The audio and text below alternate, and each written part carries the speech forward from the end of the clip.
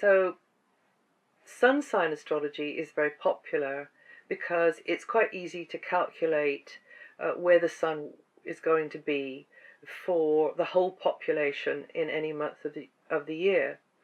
But it's not so easy to calculate where the moon is for everybody born in that month. So sun sign astrology has got a lot of exposure and a lot of interest. But in fact, the sign in which the moon sits is equally, if not more, important to my way of thinking, because the moon is where we're coming from. It's our sense of, almost without thinking, it's the way we come across. It's our slant on things. It's our inherited, as I say, automatic reaction to life. So it really has a very, very powerful effect, whereas the sun energy is more conscious, the moon energy is unconscious, and it's almost as though we don't know we're doing it when we're doing it. So our approach to life through the moon energy is a lot more telling, I would say, in many ways, than the sun. The moon shows the astrologer something about a person's upbringing, because the principle of the moon and the position of the moon in the sign and the house it's in, and also the aspects, shows the astrologer how that person responds in an automatic knee-jerk way to life. It's our inherited characteristics, and it's our deepest instincts. It's our sensitive inner child. And when we read the birth chart, we want to know about the dynamics within a family for a person. We look at the moon, because the moon shows us the person's child self and how that child self perceived and reacted to what was going on within the dynamics of their particular family group. The moon, therefore, is about upbringing, but it's where and how we feel secure as well. So the sign position of the moon and the house position and the aspects all give the astrologer an idea of how that person can feel secure and safe and at home with themselves. Now, there's 4 elements in astrology, and that's fire, water, earth and air, and when the moon goes through each one of those elements, it projects itself in a different kind of a way.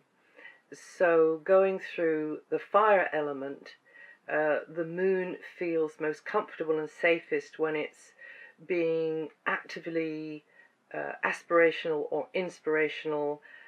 It's feeling at home, expressing itself in a kind of creative sort of a way. When the moon is in the water element, and of course the moon does rule the sign Cancer anyway, which is a water sign, the person can feel most comfortable when they are at home and secure, when they are connecting with life in a feeling, instinctive or intuitive kind of a way, so in a caring kind of a way, but also feeling comfortable connecting with others in a deeper kind of a way. And with the earth signs, the moon in one of those signs feels most comfortable and at home and secure when connecting in a practical, steady, earthy kind of a way with phenomena, in a sort of in the body sensual kind of a way as well. And when the moon is in earth signs, it likes to be of practical help, but also it likes to see and feel things grow under its nurturing as well.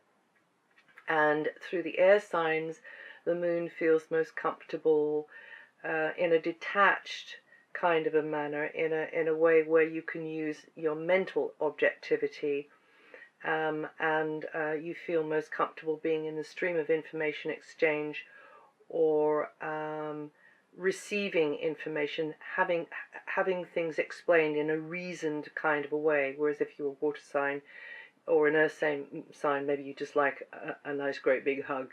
So the air signs and the fire signs are closest together in that way, and the water signs and the earth signs are more in the body, and like a tactile experience to make them feel safe and at home, because the moon is about where we feel safe, where we feel secure, and also the way we ourselves would like to make somebody else feel safe and secure. And that depends on the sign position, the house position, and the aspect. So there's a little bit about the moon, and I hope that's been of interest to you. And I'll see you the next time.